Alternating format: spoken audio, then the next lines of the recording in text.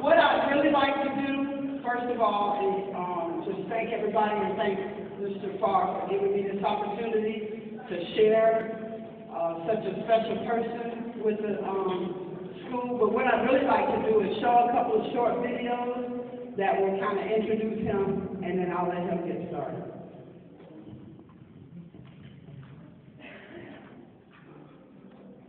I've been here talking about a different kind of art tonight, art kind that says give back to the community. Yes, a couple of three different professional athletes giving back in our area, and I think that Palm Beach County, the Treasure Coast, may do this as well as any other area in the entire country. Every spring and summer, Palm Beach County, the Treasure Coast, fortunate enough that many of their professional football players they help produce return home, give back to the community. Nobody does more of this than Riviera Beach native Abe Elam. Tonight, the Cardinal Newman grad, member of the Cleveland Browns, and his Team Elam Foundation took high-scoring FCAT students from his former middle school, John F. Kennedy, to dinner at Capitol Grill in Palm Beach, Florida. Students selected were the ones that scored the highest in each grade, 6, 7, and 8, on the test, and the ones that improved the most from a year ago.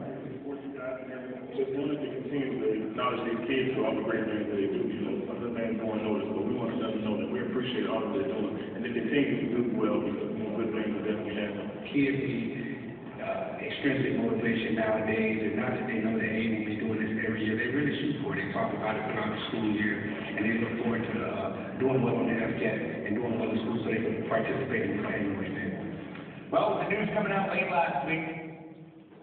Okay, that clip, and y'all can go ahead and clap if you want to.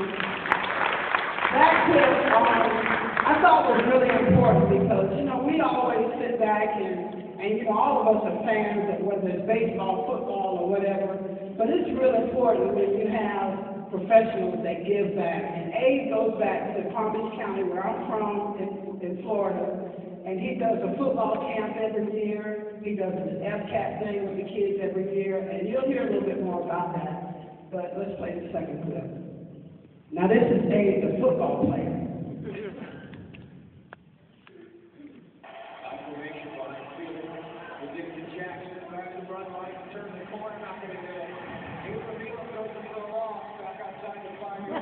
Yeah, that's him in the pink sock.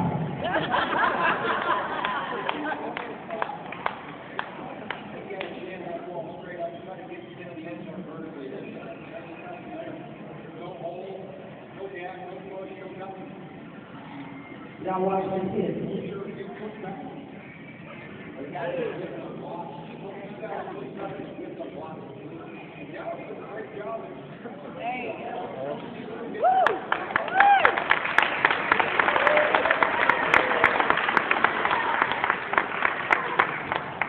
And some of the other clips were playing as you all were coming in, and maybe we can repeat that, but without further ado, let me just introduce and present my friend, Mr. Abe Elam.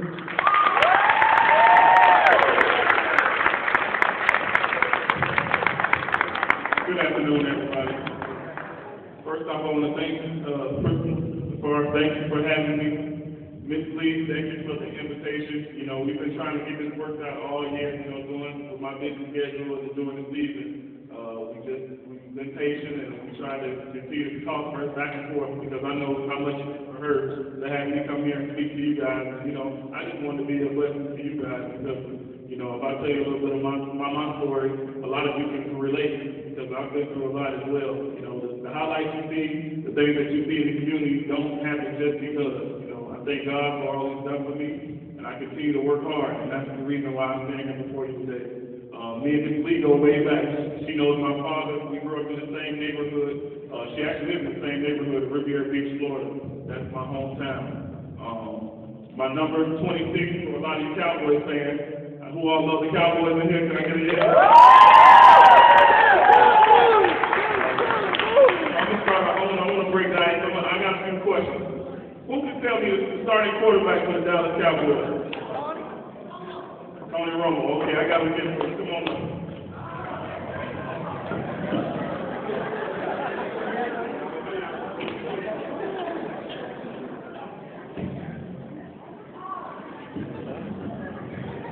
Nice Cowboy t-shirt for you.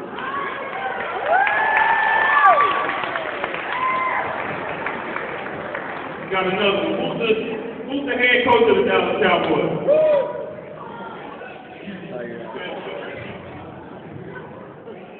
There you go.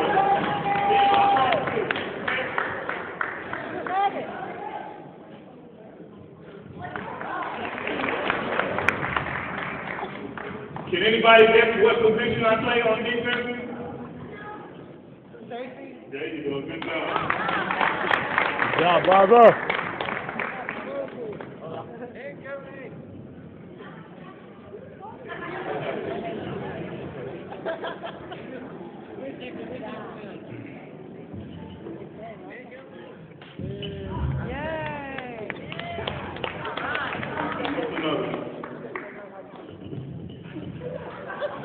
Who is the owner of the Dallas Cowboys?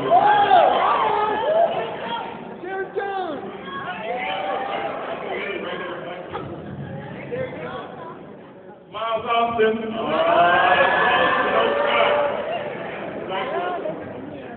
Jerry Jones. There you go.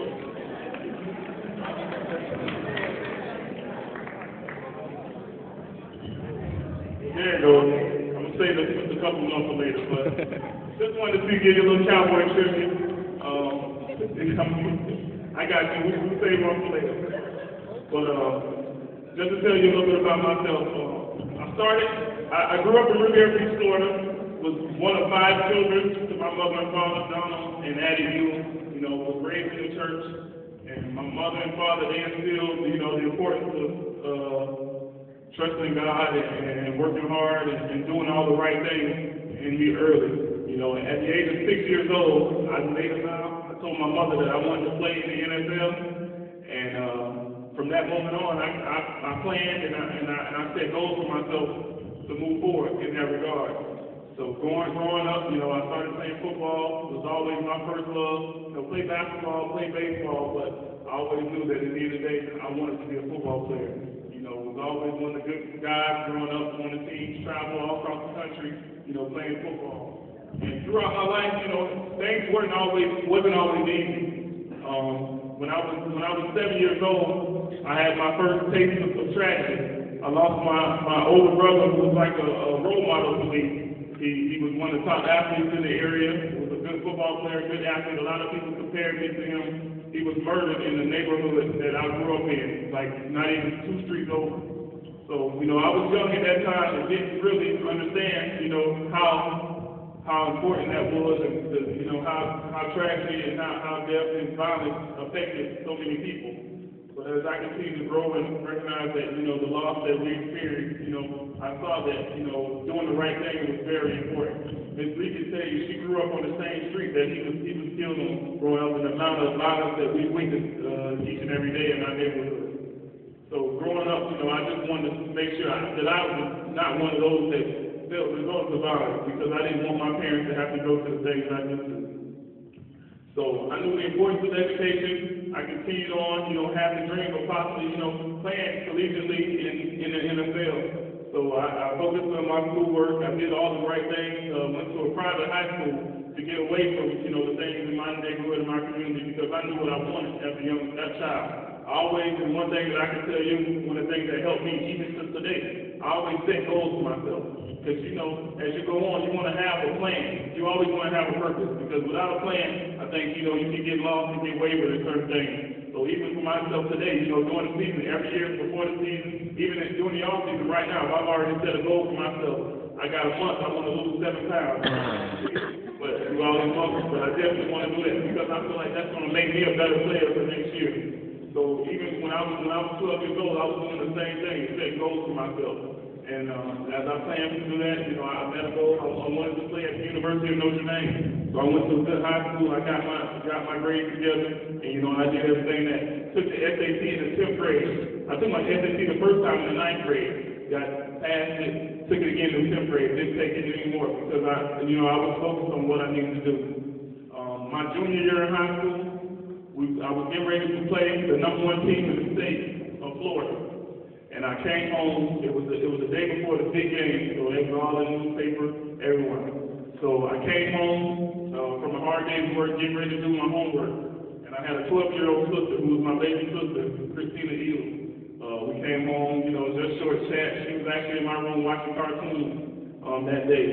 And it was probably about 5 or 6 o'clock. I had just came home, and I was getting ready to sit down and do homework. And I talked to her for a little bit, and then she walked out the door, not knowing that may be the last time I saw my sister alive.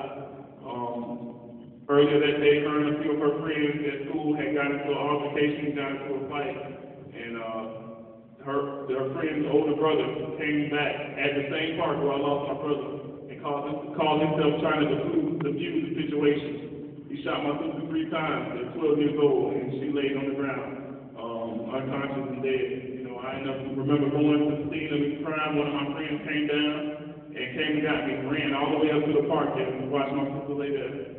And you know, that was something that was so surreal. You know, something that I would never wish on anybody.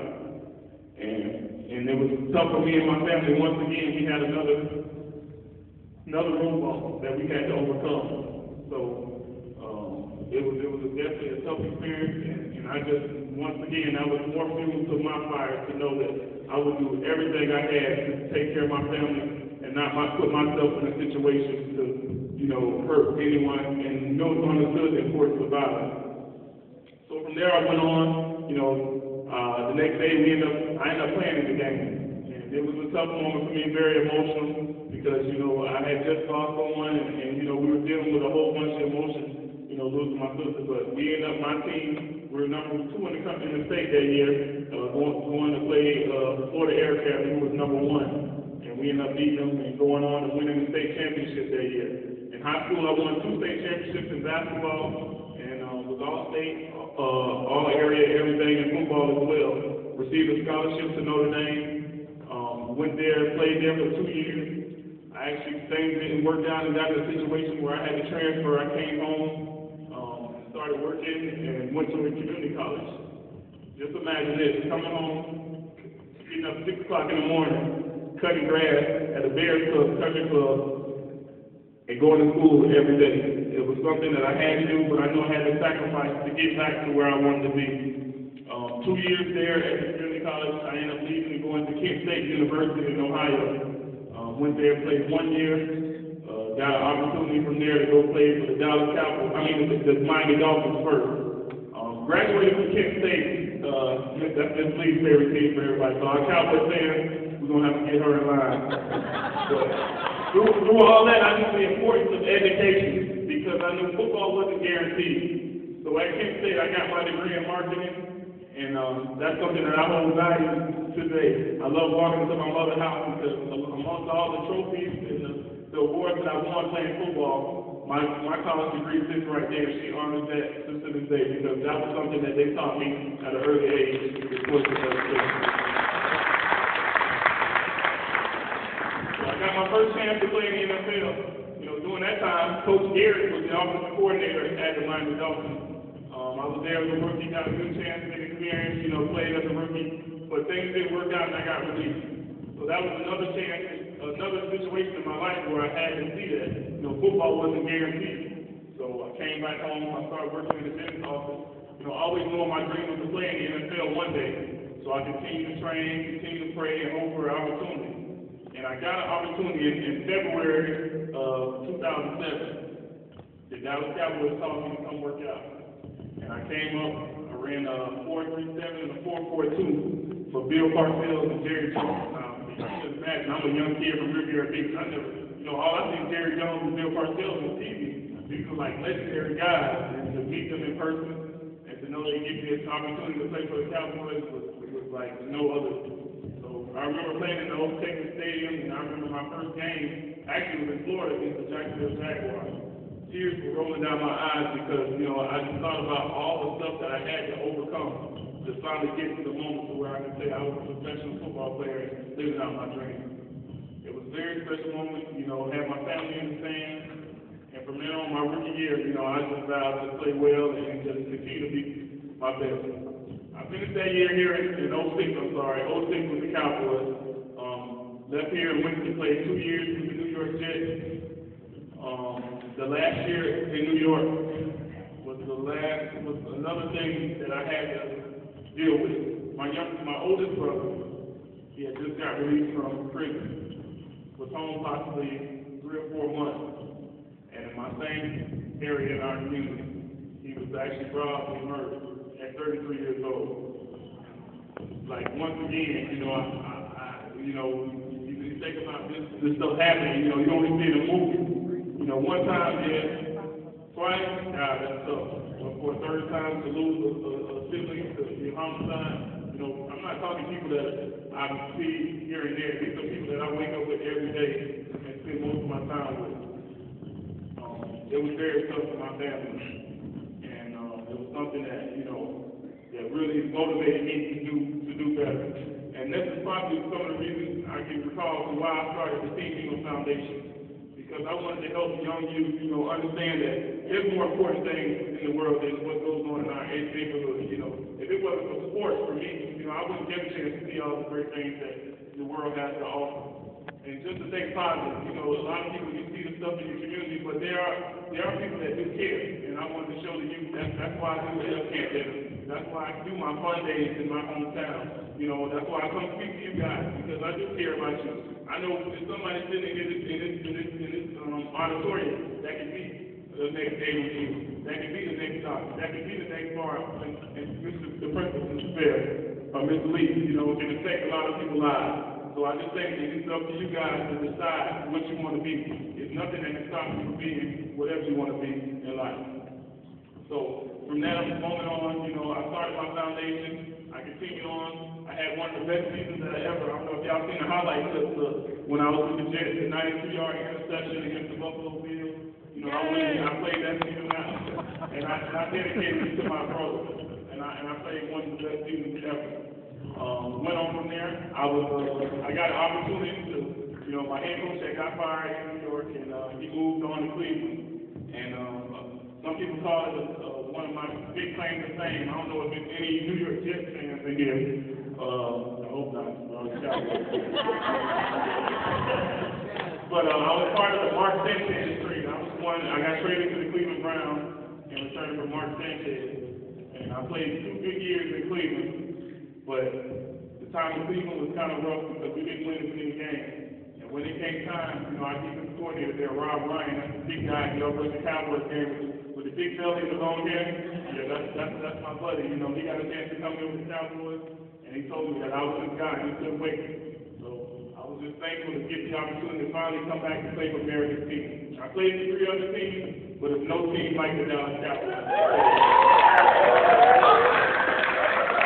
The fans here, the atmosphere, I don't know if you guys know, but everywhere we travel in the world, we can go play in Buffalo, we can go play in Minnesota, and it's fans always, Cowboy fans everywhere, line up at our hotel cheering us on. So it's like I said, there's no other team in the NFL like the Dallas Cowboys. So we're doing everything we can to bring back the championship here, because I know they deserve it.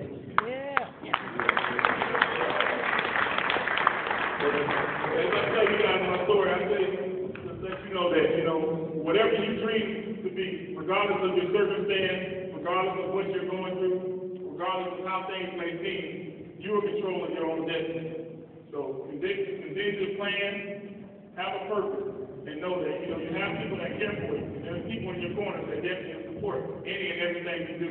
But it's solely up to you. There are resources out here to provide you, if things seem tough, people that you can talk to. I know Miss Lee is definitely someone I remember growing up, she had some of the toughest guys on her basketball team growing up in our neighborhood, but they always picked Miss Lee because they knew she cared. And I know there's a bunch of others sitting in this seat that do the same. So definitely have a plan and have a purpose. And know the first thing that starts is education. You can't be anything in this world without a good education. And that's something that I learned at an early age, and that's something that I'm very proud of. Getting my degree from the Kent State, because I know that, football's not guaranteed. I just finished my 6th year in the NFL. For some, I just turned 30. They say football years I'm old, but in life I'm just starting to live. So there's a lot of other things that I definitely plan to do, and I want to do. I started the Team Eagle Foundation. That's something that I'm very passionate about. I do a lot of things in the community here in Dallas as well as in my hometown. And I want to continue to be a blessing because I feel like God has blessed me to put me in a situation to be where I am. It could have been anybody, but He chose me to be here, and I'm very thankful. Another thing I want you to know that, we see the things that go on around us in the community. You don't have to be like those guys that you see see out there on the corners or on the street. That stuff is only temporary. You know, they always say you either leave it in jail, dead, or in somewhere else. You know, not in a good situation. So guys, just make sure you don't be a follower. And the final thing is something that I take at home. Somebody told me about. Surround yourself with good people. The reason I say that, if you surround yourself with good people, they will make you a better person. They'll challenge you to be better, and they'll make you, look to overcome anything that you may seem as tough. So that's something I said, even in my profession, I surround myself with guys that will make to help me make better decisions and move forward, and open my eyes to different things. So definitely, that's something that I really want you guys to take from me. I'm going to open the floor, and I know not every day you get a chance as an NFL athlete to stand in front of you and talk to you. So I just want to know a lot of the things that you guys have and some of the questions that you may have for me. Could you stand up and say your name so I can hear you?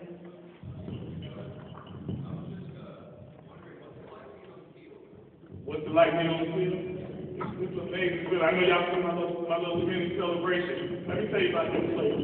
It was 4th and 1 on the 1-yard line. At the end of the game, it was 34-7. I'm playing against that running back that you see me just tackle, 245 pounds. I'm 210, but I had to find myself to get that guy on the ground. It's like a war, man. It's like I don't know if any guys you guys wrestle or compete. You just want to be good, and you don't want to let your other guys get other players down on the field. So, man, it's so much fun to do what we do out there on the field, and it's an amazing field, especially when you win. Who are some of the guys you hang out with?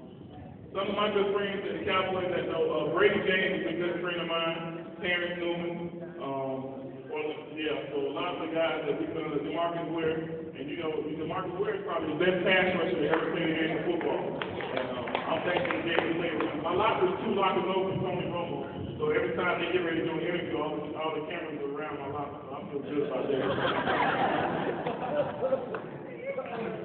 When you first played with the Cowboys, what was your reaction? When I first played the Cowboys, wow, I was definitely honored.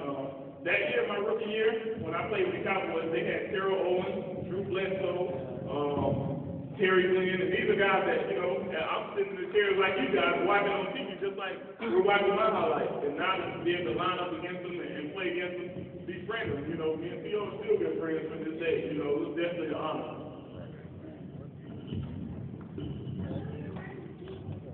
Well, that was picked during, I think, the month of October or September. Breast cancer awareness, so the NFL does a lot of things, to help raise money and awareness for breast cancer.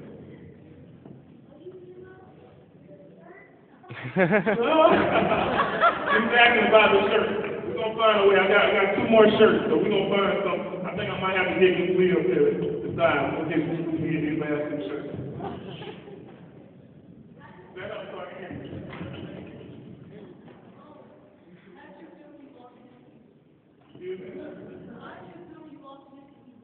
Ooh. I was devastated.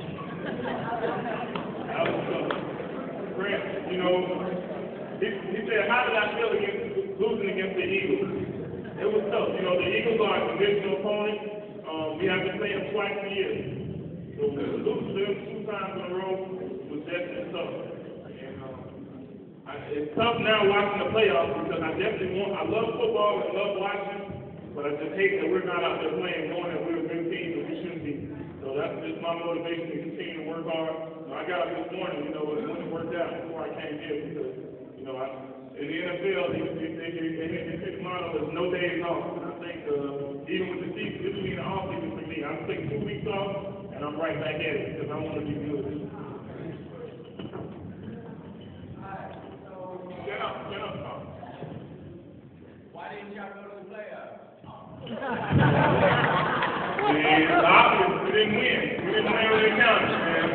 I'm enjoying standing in front of you guys, but I love to be getting ready to play on Sunday. But unfortunately, next year I think we have all the tools. With Tony, Miles Austin, DeMarcus Ware came back and have a strong season for us. DeMarcus Ware, I think we have a good team.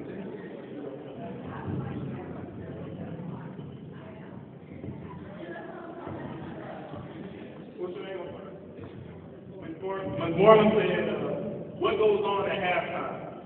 So during halftime, we usually come in, they give us 4 or 5 minutes, to get water, get ourselves comfortable and get adjusted.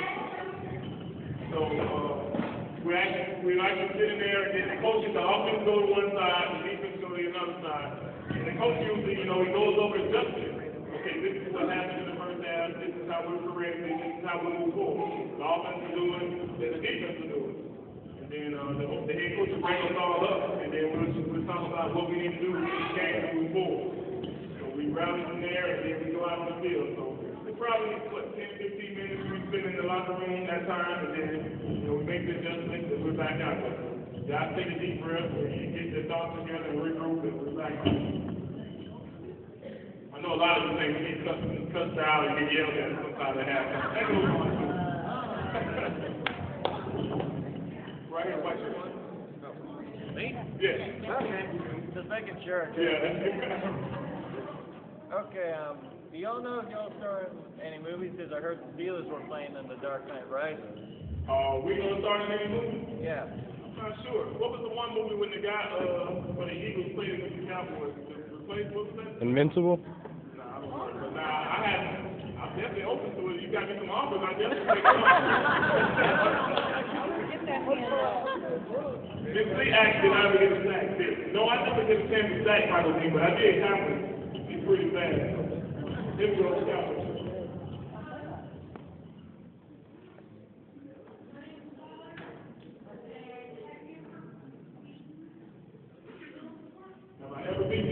Yes, I mean, my rookie year when I was here, when I played in my field, and then my time in New York, playing on the preseason, I feel that time. So, yeah, I'm just like you. I don't like the Eagles. I think I might dislike the Giants even more. Let's take a few more questions.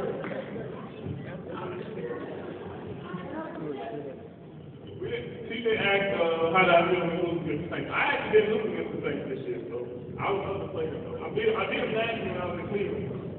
We picked Drew Bledsoe off 4 times. Drew Brees off 4 times. Yeah. That was big. Out of the 4 teams in the playoffs, what do you think can make it? What's your name? Ron?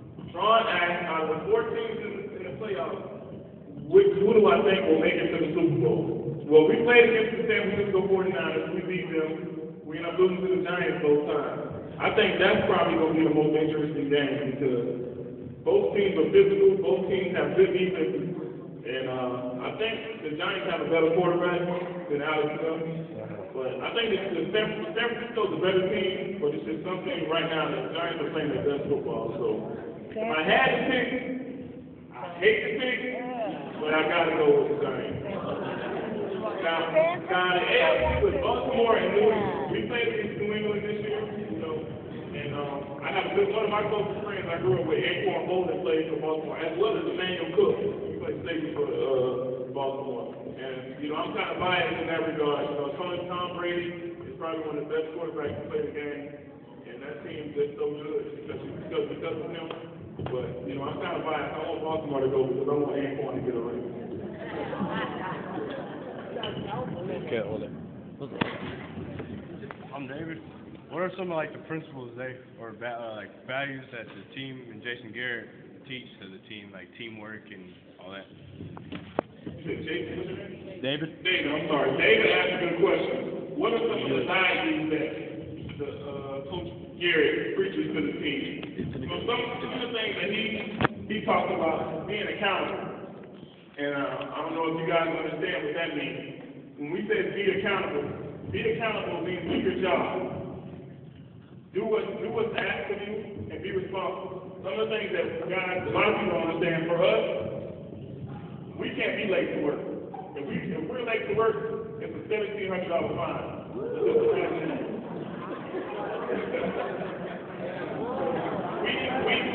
And that's the part of being accountable because we're blessed to be in a situation where we are today, and so we need to cherish that. Another thing we have to weigh in every Thursday. And for every pound you're overweight, it's $741. So just imagine if you're over 10 pounds. So,